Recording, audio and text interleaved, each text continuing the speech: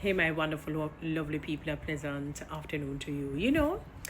As I scroll TikTok in particular, I'll hear people talk about how some of these popular TikTokers are swindling the people out of their money, meaning begging, and they're coming up with a lot of fake drama. So they're pretending like they're in a quarrel or in a combative verbal war when it's just planned, and it may be so. They're using their creativity. The unfortunate thing is that people are investing in something that is fizzy, that will fade, because that is not a lasting type of investment. It's not an investment that is being, they're not investing in something that has foundation, that has a solid ground, that has solid food, that has solid minerals and vitamins, so to speak. It is folly and foolery and noise and mayhem and distractions. And I want to say to the people who are encouraging people to stop gifting these beggars and whatever, leave them alone. It's their money. If they choose not to be good stewards of their money, it's their decision. And I think sometimes it is allowed because they would have family members and friends who are in need, genuine need, and would come to them and ask them for help. And they scandal the people and talk about how them beggy and they must go look work and they must this, and they say all manner of things against their own friends and family. But yet they're investing in people who are tracing people every day.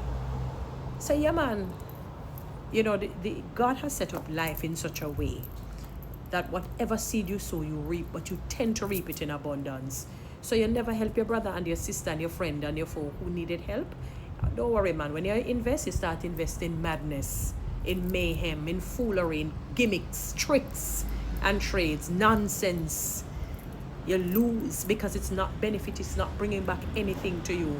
I personally can never understand how, because I'm saying people come and say they're going back to school or they want to do a business and you refuse to help them, but yet to help somebody who is getting up every day to trace Tom, to trace Dick, to trace Jill, and to tell all manner of lies. That one I cannot fathom. I really cannot fathom it. And when I said these people are gifted, I said I never knew that begging would become so lucrative. I don't even know if the scammers, they're probably shocked to say how these people are, neck and neck with them in terms of getting money in a way that is, well, like I said, the begging is not really illegal, but it is, I don't know, God doesn't like it, it's not. And I'm not talking about if you need help sometimes and you ask for help. There's a difference. I don't want people to confuse the two, because nobody's a self-made this or that. Somebody had to help you, even if they had to give you a talk. So that's a nonsense when you hear these things about people are self-made billionaires or billionaires. Nonsense. But I don't know, it is very odd to know that people literally are investing in a sinking sand. And God doesn't like begging because it doesn't stimulate the reticular activity of the brain. It doesn't feed ambition. It doesn't feed gifts. It doesn't feed talents and abilities and skills and even educational opportunities. Remember, God says He will make room for you. He will make your gifts, your talents, your natural skills and talents in doing good, make room for you, meaning you earn from it. You become influential, you become, somebody of clout, and you earn from it financially in a superb way. And begging pulls the sting from ambition. It makes you a lazy person. And it says, you do not, the Bible says, and it was Paul who said it, do not feed a lazy man. It's not a good thing to do, because you see, when they become entitled and they can't get it, it is pandemonium on the land. It's either they're going to try to kill, steal, or to destroy one's character, one's soul, because they're not used to being told no. They don't work hard for it. It's sometimes when I scroll and I hear them say, I come to work, as in the begging, I said, wow, I never dreamed I would live to see a Jamaica like this. You know what I mean? And again, it's different from when you're in need. Because if I'm in need, I will ask you to help me until a certain time. I don't see anything wrong with that. It's a different case altogether. But to make it a daily habit, that you say you go to work to beg, That's sad. But people, leave the people who are gifted them alone. They know what they're doing. There's a book that I'm reading by Mel. I keep calling her Mel Gibson. Mel Robbins. Very good woman. Very solid. Quite an emotionally intelligent lady. And she said one of the things, why people get frustrated with people not changing is that you don't understand that where they're at, that is where they feel comfortable. So if the man is eating banana chips for breakfast, cheese tricks for lunch, and pizza for dinner, it tastes good and it makes him feel good. So that's why it's difficult to change. You have to leave adults there. That's what makes them feel good. When they are ready to make that change, then they make that change. By cursing them out, by saying this, by saying that, it will not change. It will not. That's what the people are strong-willed. The will is the most powerful emotion, I think, within the human. You see, when you and I, all of us will decide, so we're not do something or we're going to do it, and we're really fervent on that, and we're resolute on that. Only God alone can change it. Only God himself can change it. When we become obstinate and stubborn in our ways, oh my God. So it makes no sense for people to be telling them, don't leave them, they're not gifting. It's very disheartening, when we have positive people like myself and others, and we do positive lives, like solid, like we're giving you some grown provision, we give you the yam, the cocoa, the dasheen, the steamed fish with okra, and the different vegetables that generally goes with steamed fish. I'm just calling things for you to understand. Solid food. When you're done, you feel every cell wake up and say, yeah man, I'm ready for take on the world. Your body say, yeah man, I'm ready for take on the world.